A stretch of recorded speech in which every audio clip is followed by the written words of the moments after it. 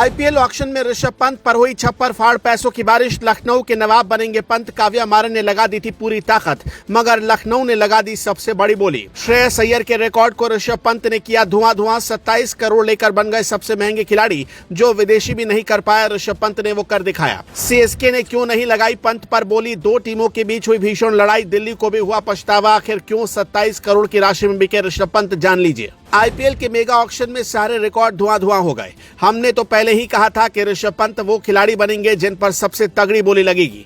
कोई भी विदेशी खिलाड़ी इस बार ऋषभ पंत के आगे पीछे भटक नहीं पाया।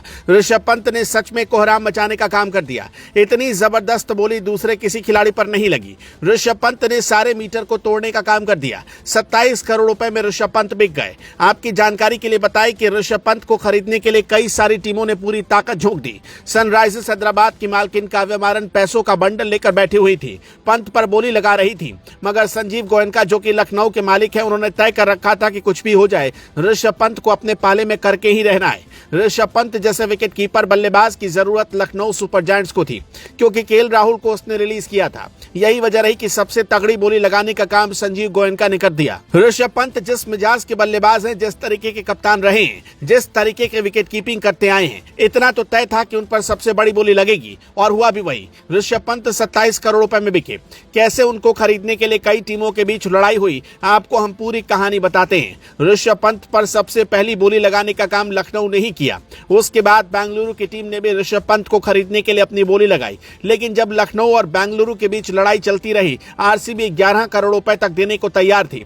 पर इसके बाद जब ऊपर की बोली लगने लगी तो आरसीबी ने सरेंडर कर दिया। मगर तब एंट्री होती है सनराइजर्स हैदराबाद के मालकिन काव्या मारन की। काव्या लगातार रेट बढ़ा रही थी। ऋषभ पंत को खरीदने का मन बनाकर जैसे काव्या ऑक्शन में बैठी थी। एक तरफ से लखनऊ सुपर जायंट्स के मालिक संजीव गोयनका पैसे बढ़ा रहे थे, तो दूसरी तरफ से हैदराबाद की मालकिन भी अपनी तिजोरी खोलने के लिए तैयार बैठी थी। सनराइजर्स हैदराबाद ने ऋषभ पंत पर आखिरी बोली 20 करोड़ 50 लाख की लगाई, और उसके बाद दिल्ली ने ऋषभ पंत को अपने साथ रखने का मन बनाया। लेकिन जैसा कि हमने पहले ही आपको बताया, संजीव गोयनका पूरा मन बनाकर आए थे कि कुछ भी हो जाए, मगर ऋषभ पंत को तो टीम में लेकर ही आना है। उन्होंने ऋषभ पंत को अपने पाले में शामिल कर लिया। ऋषभ पंत पर 27 करोड़ रुपए की बोली लगी, मगर हर कोई तब हैरान रह गया जब ऋषभ पंत को लेकर चेन्नई सुपर किंग्स ने किसी तरीके की बोली नहीं लगाई। ऐसी खबरें आई थी कि चेन्नई की टीम ऋषभ पंत को अपने पाले में लाना चाहती थी, मगर ऐसा हुआ नहीं। जबकि पंजाब किंग्स ने भी ऋषभ पंत को खरीदने में दिलचस्पी नहीं दिखाई। अभी तक विदेशी खिलाड़ियों पर इतनी बड़ी बोली लगती थी। 27 करोड़ रुपए इतनी बड़ी रकम है जो अभी तक किसी को नहीं मिली थी, मगर ऋषभ पंत ने सारे रिकॉर्ड को धुआं करते हुए रकम हासिल कर ली और महंगे खिलाड़ी बन गए। सवाल यही है कि आखिर ऋषभ पंत पर 27 करोड़ रुपए संजीव गोयनका ने क्यों खर्च किए। तो सबसे पहली बात आप जान लीजिए, क्योंकि लखनऊ के पास कोई विकेट कीपर बल्लेबाज नहीं था,